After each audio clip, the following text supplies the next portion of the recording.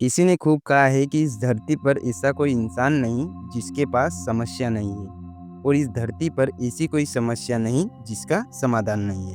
Hi guys, मेरा नाम है बुला और आपके लिए एक छोटी सी कहानी। ये कहानी है भिक्षुक की, जो गांव में घर घर जाते थे, भिक्षा मांगते थे, शाम में जंगल से लकड़ियां बीन के लाते थे और भोजन पकाते थे। रोजाना यही रूटीन था। गांव के पार झोपड़ी बना करके रहते थे। एक दिन शाम में जंगल में लकड़ियां बीनने के लिए गए हुए थे, रोजाना की तरह। और तब उन्होंने कुछ ऐसा देखा कि जिंदगी में कभी नहीं देखा था। वो चौंक गए। चमत्कार सा उनको लगा। जंगल में एक लोमड़ी थी जिसके दोनों पैर नहीं थे, लेकिन हष्ट पुष्ट थी। ये भिक्षुक सोचने लगा कि ये जिंदा कैसे है, ये चल फिर नहीं सकती, इसका अब तक किसी ने शिकार क्यों नहीं किया और इसको भोजन कौन खिला रहा है, ये खाना कैसे खा रही है, कैसे अपनी जिंदगी जी रही है। ये सब वो सोच ही रहा था कि अचानक से एक दहाड़ सी सुनाई दी। जंगल का राजा शेर आने वाला था। बंदर इस पेड़ पर से दूसरे पेड़ पर कूद रहे थे। बड़ा डरावना सा माहौल था। अपनी जान बचाने के लिए भिक्षुक फटाफट से एक पेड़ के ऊपर चढ़ गया और देखने लगा कि नीचे क्या हो रहा है। जंगल का राजा शेर उस लोमड़ी की तरफ आ रहा था। थोड़ा पास आया तो दिखने लगा कि जंगल का राजा शेर था, उसके मुंह में एक शिकार था। उस शिकार को लेकर के वो लोमड़ी की तरफ आ रहा था। ये भिक्षुक सोच रहा था कि उस शेर ने वो शिकार तो निपटा दिया, अब लोमड़ी को भी निपटा देगा। लेकिन जो हुआ वो अलग सा था। उस शेर जब लोमड़ी के पास आया तो जो शिकार करके लाया था उसमें से एक मांस का टुकड़ा लोमड़ी के सामने डाल दिया और चाव से बैठ करके अपना भोजन करने लगा, मांस खाने लगा। इस भिक्षुक के लिए सबसे बड़ा चमत्कार था कि उस लोमड़ी को शेर खाना खिला रहा था। ये मन ही मन गुदगुदाने लगा, ऊपर वाले को थैंक यू कहने लगा कि क्या बात है, आपने हमें जिंदगी दी, आपने हमको मुंह दिया तो निवाला भी आप दोगी, खाना भी आप पहुंचाओगी, वाकई में आप कमाल है। ऊपर वाले को बहुत कुछ कहने लगा। फिर इसे लगा कि ये आज ही हुआ है या रोजाना होता है।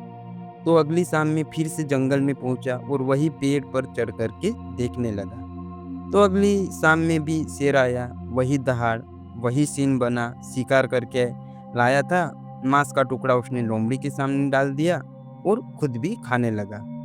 इस भिक्षुक को यकीन हो गया कि ऊपर वाला इस दुनिया में है और वो सबका ख्याल रखता है। तो अगले दिन से इसने सोचा कि मुझे भी अब गांव में घर घर जा करके भिक्षा मांगने की जरूरत नहीं है। झोपड़ी में रहेंगे, ऊपर वाले ने हमें मुंह तो दिया है तो निवाला भी देगा, भोजन भी देगा। तो वहीं इंतजार करने लगा कि कोई तो आएगा। 10 दिन हो गए, 12 दिन हो गए, जिद पर अड़ा था कि भगवान मेरी भी मदद करेगा। 15वें दिन ऐसी हालत हो गई, दुबला पतला हो गया, चल फिर भी नहीं सकता था, भिक्षा मांगने के लायक भी अब वो नहीं रहा था। तो झोपड़ी के पार वो बैठा हुआ था।